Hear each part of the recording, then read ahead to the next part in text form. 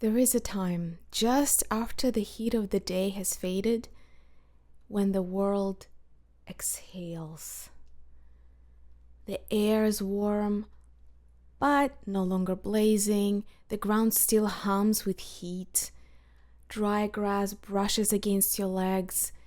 The scent of night blooming flowers drifts in on a slow breeze. And somewhere in the dark, the earth begins to speak with a whole new symphony of sounds and smells. They are perfumes for that hour. Romantic, yes, but not in a grand dramatic look at me way. They are intimate romances, skin warm, but with nice aromatic diffusion. In this video, I'll take you through 10 fragrances that feel like a memory of a summer at midnight. A time when nothing is urgent and everything feels like a secret worth starting a diary for. Again.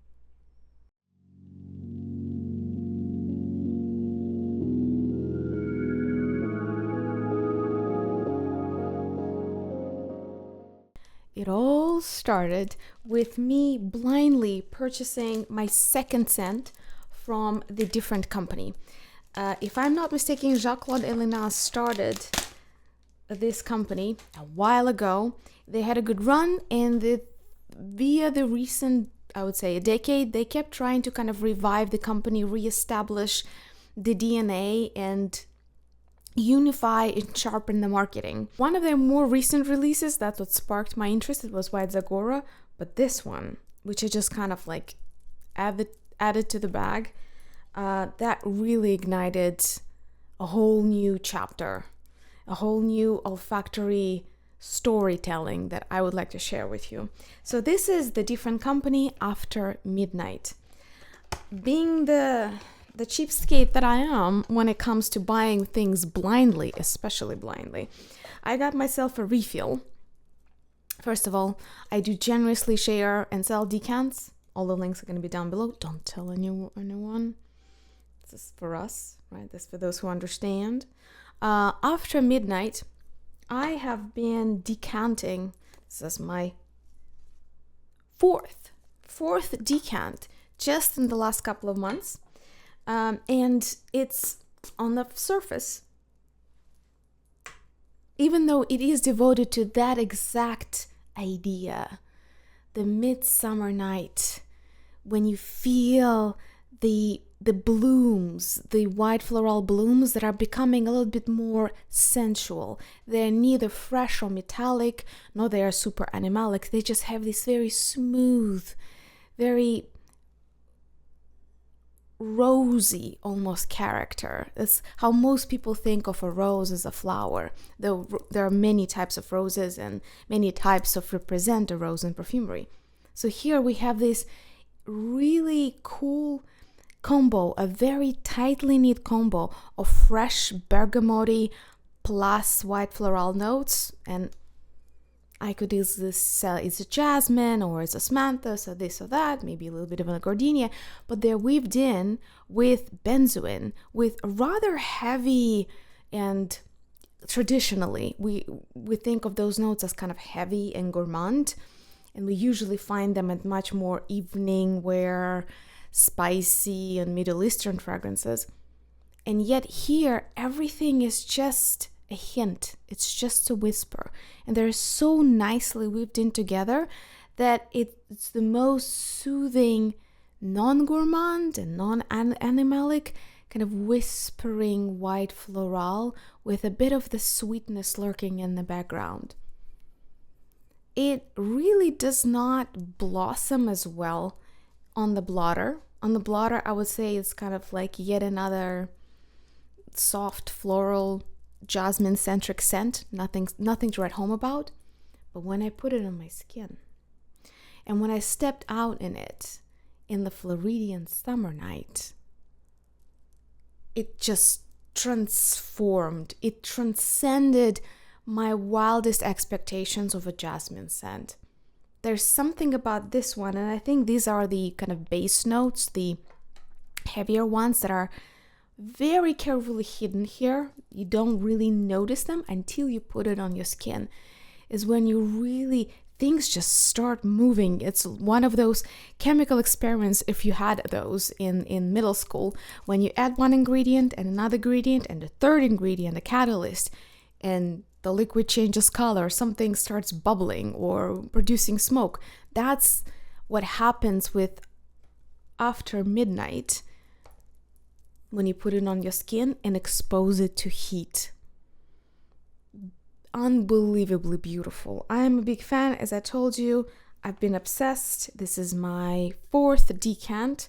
I'm working my way through it. One cool thing to note, I don't know if you can see it, the color of this liquid is dark blue, and depending on how it macerates and ages, it's gonna be, if you buy a full-size bottle, it's gonna be either light blue when it's fresh and new, but when it gets exposed to sun and to the elements, to the oxygen, it usually turns more purple. Not a problem. It's just the way the fragrances age. You pretty much can rely on it smelling still good as long as you don't heat it up substantially. I adore it. I love it. And I am going to be bathing in this up until probably late September. There is something so Shakespearean about this fragrance. It's deceitfully light. It's the comedy of errors in a way. You smell it on the blotter, you expect one thing, you put it on your skin, you get another thing. You step out in the humidity of subtropical midnight in summer, and it's a completely new story altogether. That got me started thinking about midsummer nights. What else evokes this very feeling? It has to be aromatic without being austere or too much of a masculine fougere. It has to be sensual without being super sexy musky. And I found you quite a collection to go through. The first one to follow, the fragrance that inspired it all, would be Melancholia by French niche brand Le Liquide Imaginaire, very hard to pronounce. Imaginary liquids, I guess that would be a direct translation. The thing about Melancholia is that it came out in a limited edition, kind of like a special collection, and didn't really catch that much traction, that collection, that much attention or praise. So when I was buying it, and I was buying a blind, and it's completely covered in barcodes, I'm sorry. This is not the native lid. I just put it on so you see what the bottles generally look like. Melancholia is very well named creation. It gives dry hay with some fruity aromatic quality to it, and in that sense it's close in its feel. It feels like warm, just dry grass that was exposed to July heat the whole day, and the sun is finally down, and you start feeling this herbaceous, almost sweet vapor emanating from the soil, from earth. Melancholia is the feeling, bittersweet feeling. Something has passed, but it's something worth remembering, something that still brings you worth and almost this kind of lustful longing for days or life or people that no longer are in your life for this or that reason. And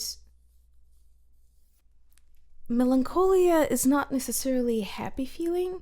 It kind of depends. I guess nostalgia would be a more of a upbeat version of Melancholia. But to me, this is not sad.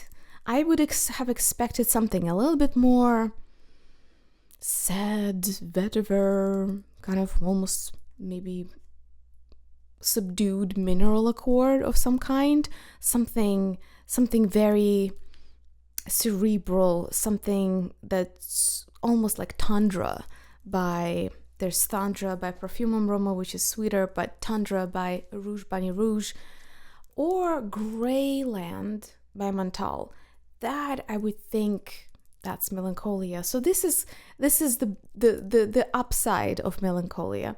This is definitely longing for simpler times, for summer vacations. Maybe it's even a little childish because it gives me this like dry grass, not necessarily hay, but in that area. And the way that they made this fresh but aromatic accord, is what I can see online, is a combination of, guess what is my favorite ingredient this year? Ginger, mint, lemongrass, bay leaf, cardamom, suede, and musk. So you can imagine suede, musk can mean anything. There are sour musks, there are sweet musks, there are kind of animalic, thick musks. It can mean a thousand things. Here, think of skin like sebum, like softness. Not BO, not anything pungent. The musks that kind of make you feel like you put lotion on. Suede feeling, it's a very soft landing. It's very caressed, cuddled type of landing in the base notes. And cardamom does pretty much the same thing. Very soothing. And to me, the aromatic dry herbs or dry hay, dry grass is essentially lemongrass, mint, bay leaf, and ginger.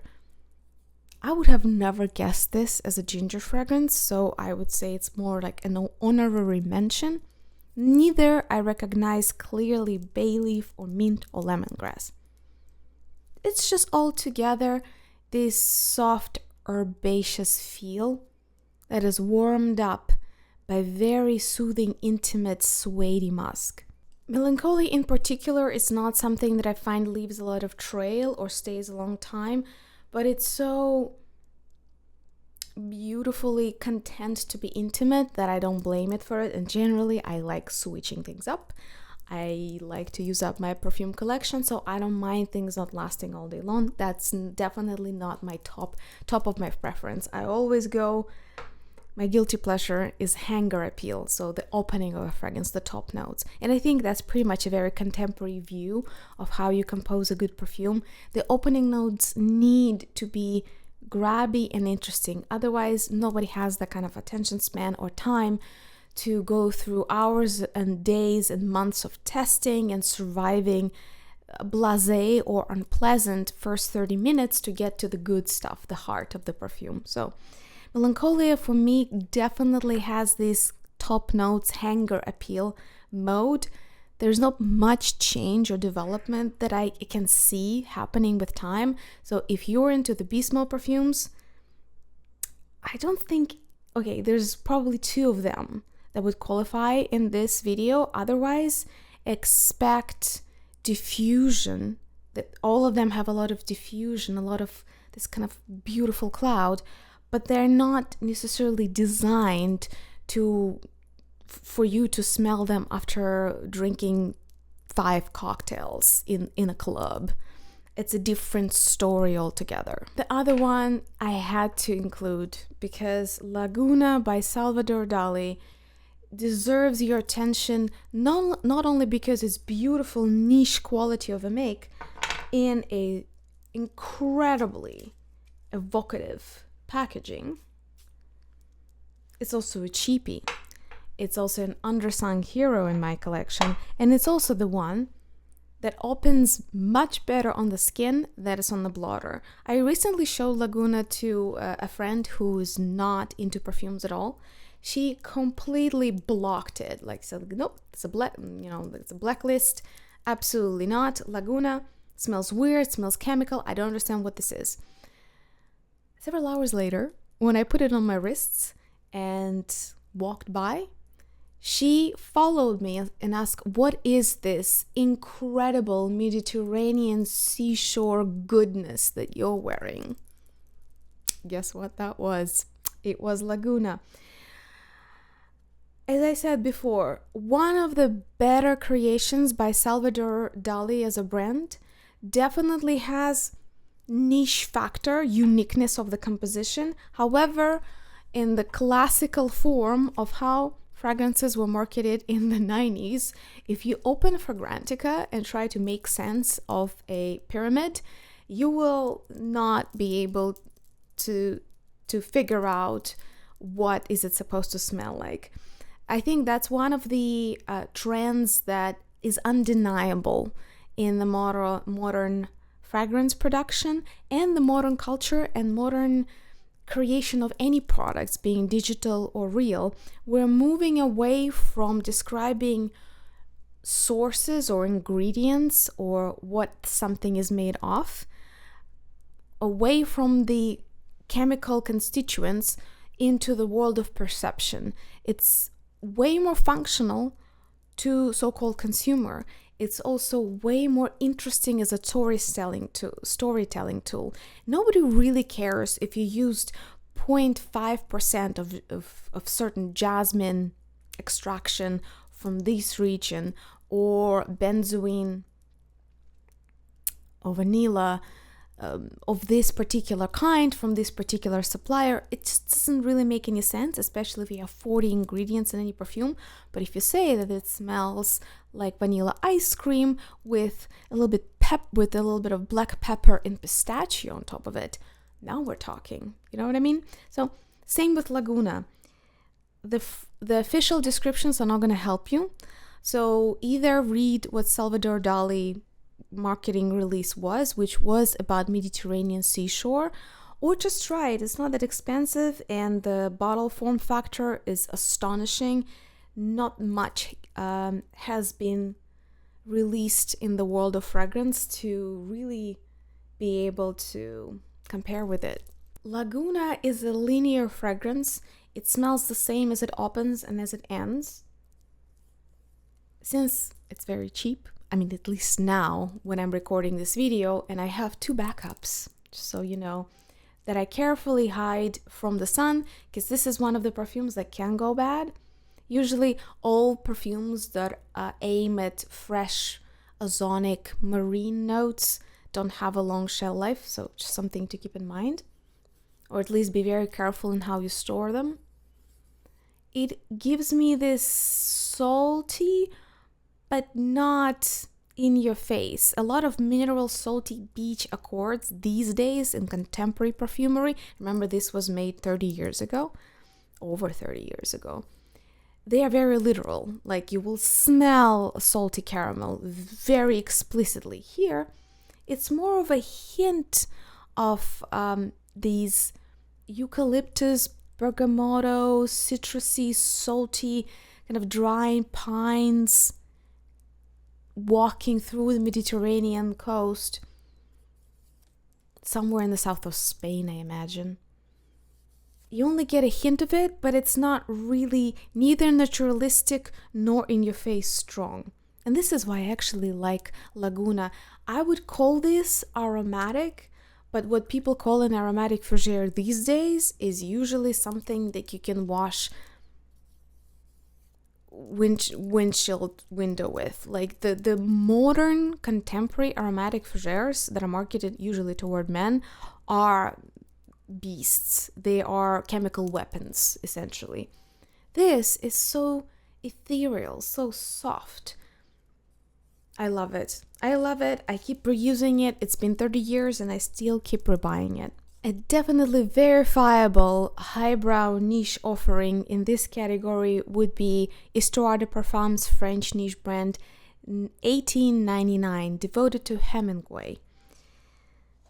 I was looking for something that had the best qualities of dry herbs without, as I said before, without going to the category of aromatic fougères. Think Old Spice or what you think is aftershave. No screechy eucalyptus plus lavender plus Ambromax these days. None of that. And something to be aromatic, meaning when you breathe it, you feel this opening in your lungs without being too refreshing, too bright, because we're going for this midsummer night breeze, just this warmth that you just want to freeze and smell it, smell the night. $18.99 definitely has that quality, and I swear I smell lavender, even though when I look at the pyramid officially released by the brand, lavender is not really stated. It opens with, people say it's bright opening. To me, it's very, very soft and subdued opening. It's bergamot, black pepper, juniper.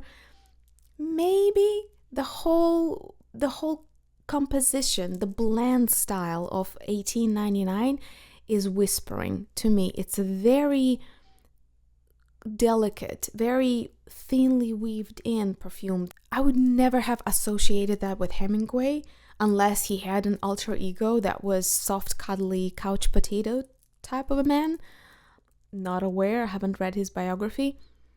But when I think of Hemingway, I think of this rather simplistic guy who is obsessed with the most bro-ish definitions of masculinity and this almost abrasive quest for authenticity, for being analog, one with nature, survivalism. $18.99 by Histoire de Perfumes is anything but abrasive or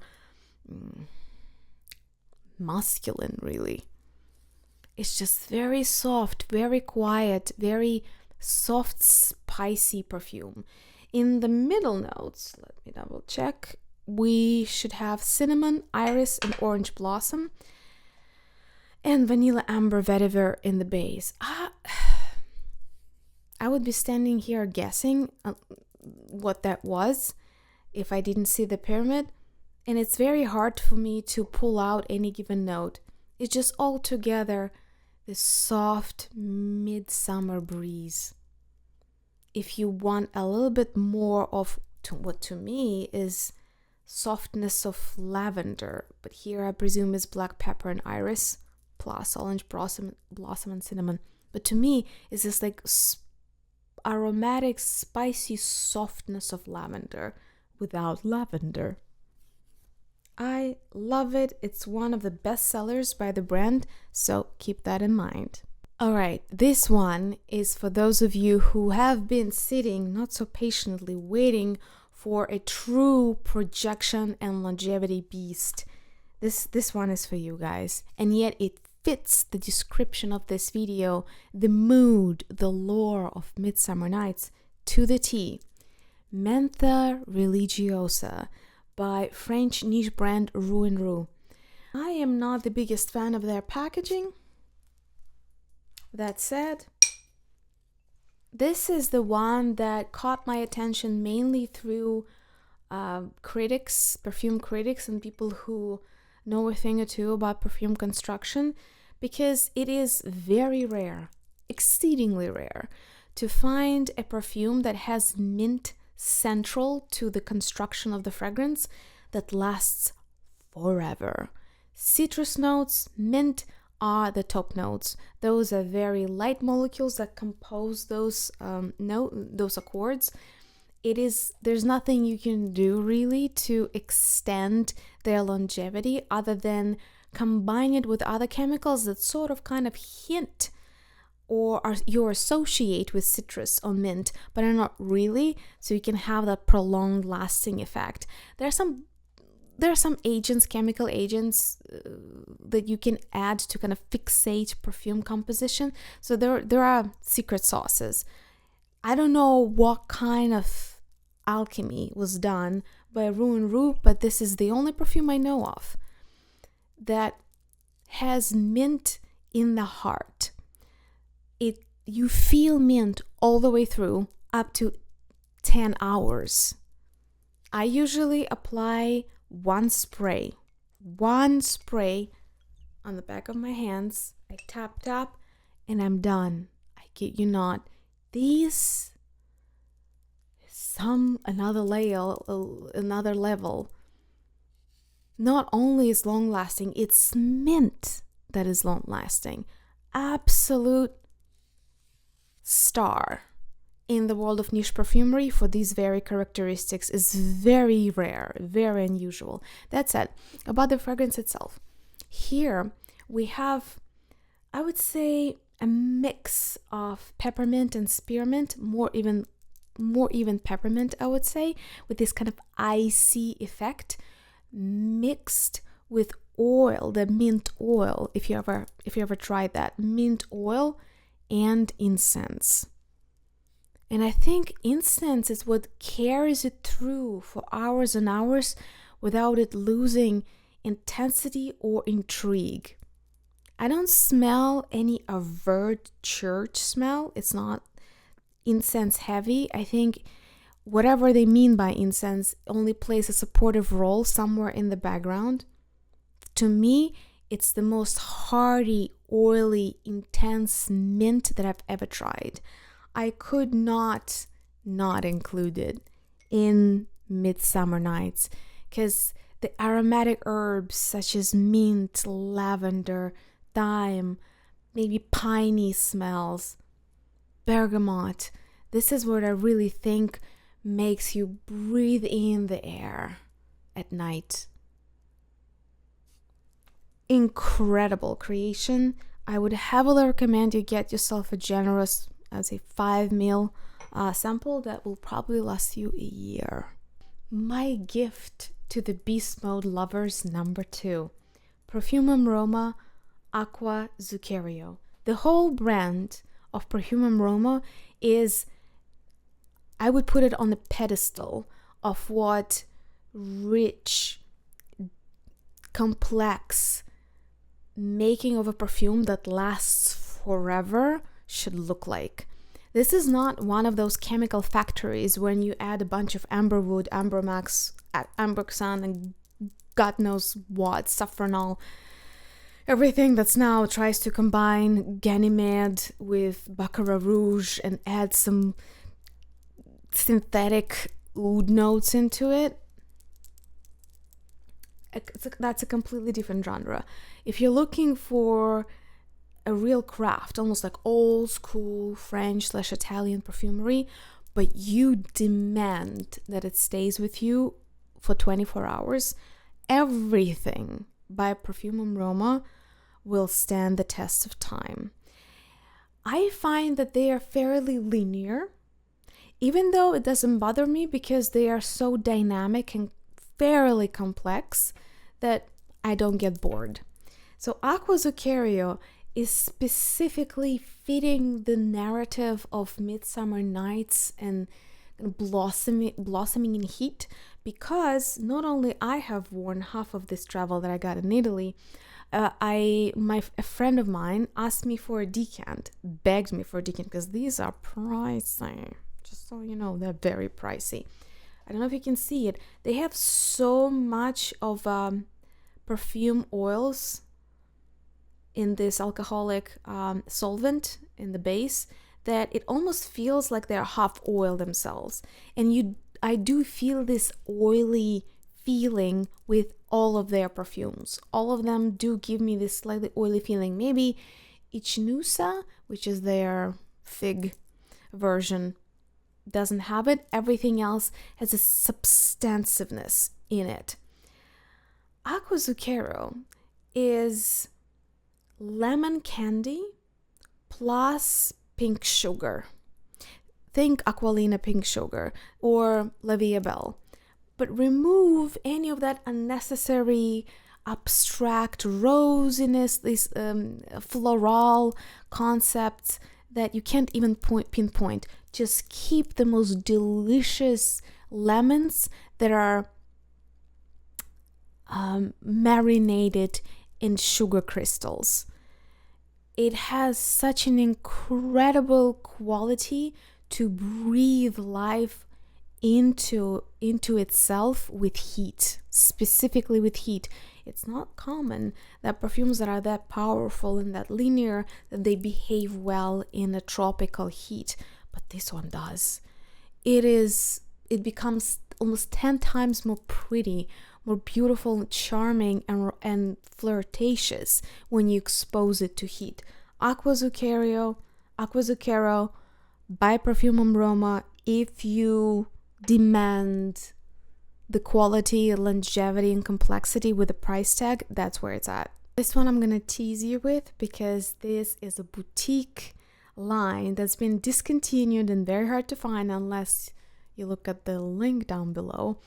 But it's gotta be said, if you have a bottle, pull it from your shelves, refresh it, fall in love again. Maybe you can find it in other places if you absolutely need a full-size bottle, but I can also get you a supply. This is Elie Saab Essence number 1 Rose.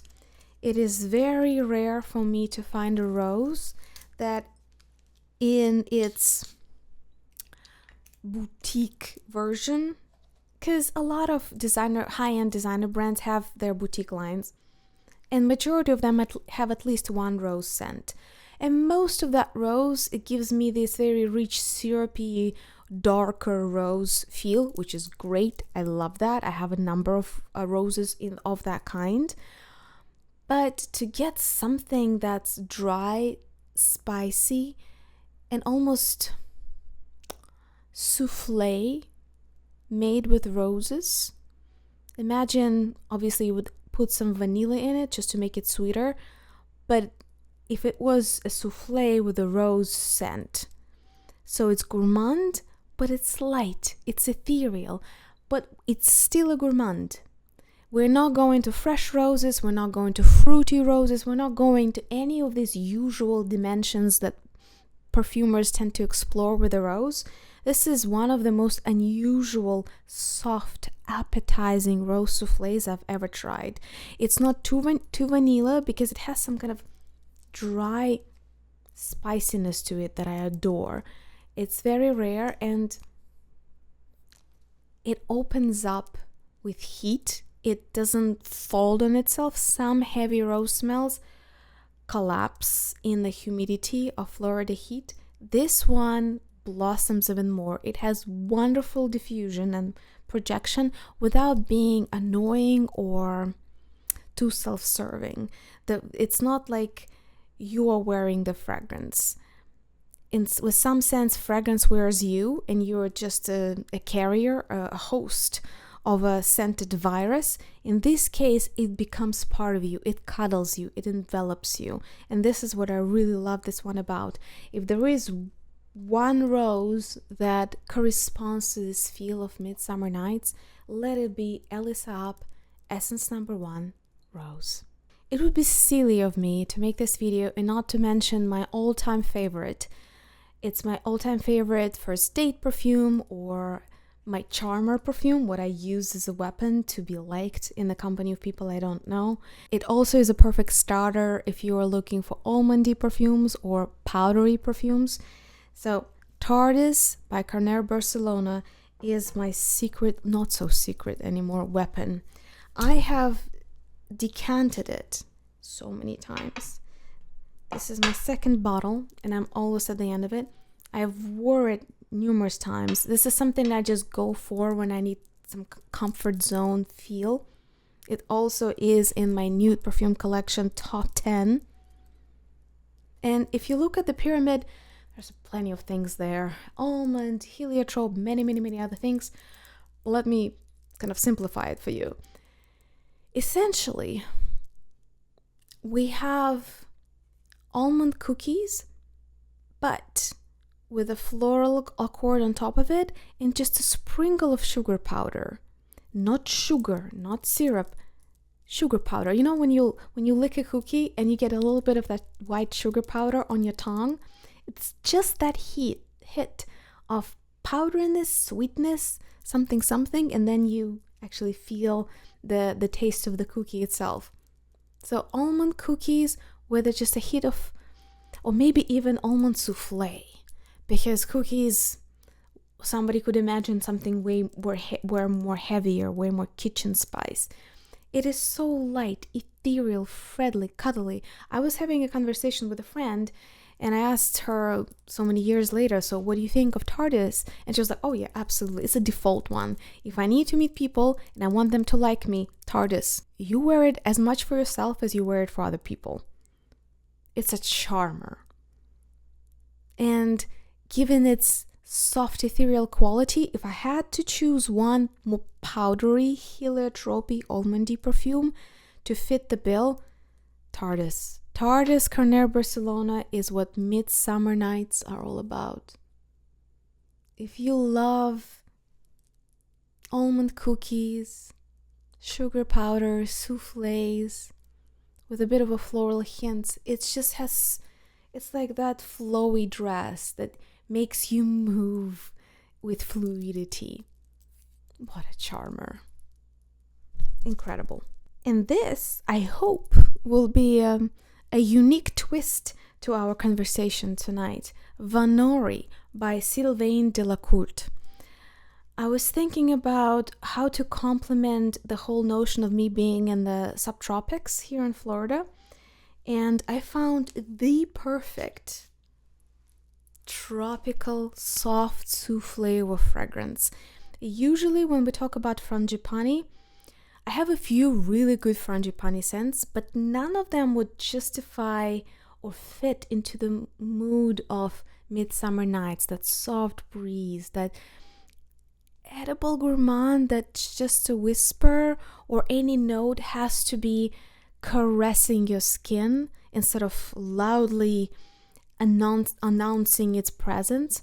So Vanori is waffles, Belgian waffles, with a little bit of honey, or even I would say maple syrup more so, and frangipani, also called manoi, also called plumeria. The tropical flower, one of the key tropical flowers that makes us think of a tropical vacation. It is from a vanilla line by Sylvain Delacourt, and it's the least vanilla of them all. So here, vanilla pretty much plays the role of Belgian waffle plus honey. Again, to me, it's more like maple syrup than honey, but they say honey in their website. And beautiful, soft frangipani floral add on to it on top. And everything here is so soft, so fluffy, so finely milled. It's very romantic. There's nothing here that reminds me of a fruit salad or of a heavy gelato type of a vanilla. None of that. Delicate, complex, and yet very accessible and friendly. One of the best midnight summer tropical florals I could think of, period. Beautiful, kind of hard to find, but by now you know where. Number 10 is where I'm going to cheat, because I could not separate the two. The number 10 place of the top 10 Midsummer night perfumes are going to be two perfumes. I'll let you choose which you think deserves to actually be the number 10 and which one only deserves to be an honorary mention. I love them both. They do remind me of a very similar style of blending, and to me, at the heart, they even smell similar. So only the opening and the ending is what allows me to tell them apart. The first one is Barenia Hermes. In my view, one of the best designer market releases in the recent years, period. Why? Because it's unusual. It has niche quality concept. What do you smell and how it's blended? And yet it's so friendly, so elegant, unobtrusive, and yet it's not screechy, it's not yelling, it's not one of those Umber Max, Amberwood type of stories that are so popular. And it's made for everyone. It's everywhere. You can buy it in any department store. For that, just compliments to the chef. Here we have what I would describe a nude berry shipper. So the opening, it's only technically a shipper because it has some whiff of green herbaceous patchouli, and it contrasts itself with sour sweet berry. However, it's nude. So each component, instead of imagining this super zesty sour sweet thing, it's the opposite. It's souffle. It's just a cloud, a souffle of patchouli with effervescent something, this kind of cloud, almost if somebody give you a whiff of smoke. Doesn't smell smoky, but like a little cloud, just a little hint. And the same with berries. It's almost a foam, a berry foam on top of it. It has so much nuance that it's almost too simplistic. I know it doesn't make sense on the surface, but if you smell it, you'll know what I mean, especially if you wear it on your skin. It does migrate a lot. Some people do feel berries at the beginning, some people don't. They come and go. And even how easy it is to wear, because it's not screechy, it's not screaming at you. It's easy to not notice that there are delicacies weaved into this very user-friendly pyramid. I absolutely adore it. That said, if you're looking for something niche, if you're a niche snob, like I am every Tuesday, unless I'm busy rediscovering some designer gems that I forgot about, Room 1015 Holly Rose has the same souffle quality, but here we have cloud, souffle of patchouli, almost like pot smoke plus rose. Oh, it is not everybody's cup of tea. Also, kind of reminds me of Ducita Rosarine, I think it's called. I personally do love patchouli that is not necessarily dumpy or sour or green or doesn't grab you. There is a time and place for patchouli scents like that. Here, you have this elevated, smoothie texture that I think really allows it to stand apart from all rose patchouli scents that I know of. There is a reason why I used up 2 large decants and then went for a full-size bottle. That said, whether you pick something that you can buy easily anywhere and test and try it before you put your money down, and where you have some accent on berry plus souffle of patchouli, or if you choose to go niche, something that's not as easy to clone, you're not as likely to meet somebody at the street who smells exactly like you. Holly Rose by Room 1015. Bohemian, it's like trust fund baby. Bohemian Rose, you can't tell if she is composing an innovative cultural post-modern meta on meta music album of folk plus drum and bass, or if she just got too high and haven't slept in 48 hours. Really beautiful, relaxed rose perfume. Both of them are really beautiful. You take your pick and tell me what you think deserves to be in the top 10. I had to cheat. These two to me kind of talk about the same love story, and they do belong in the Midsummer nights. They fit in just so. That brings us to the end. Please share what kind of perfumes you think would fit the theme. If anybody wants to get into that mood, into that mindset, scent is probably the fastest way we can escape whatever the hard conditions of our life that we live in, and enjoy at least a moment of this ethereal, mystical, Shakespearean wonder.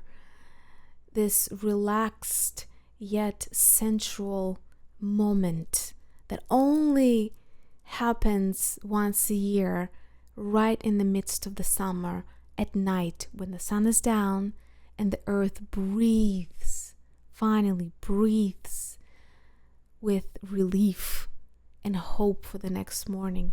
Would love to hear your thoughts and your recommendations. Please let me know if this was in any way entertaining or useful. Check out the links down below. They are there to help you. Don't forget to like and subscribe, because that means what?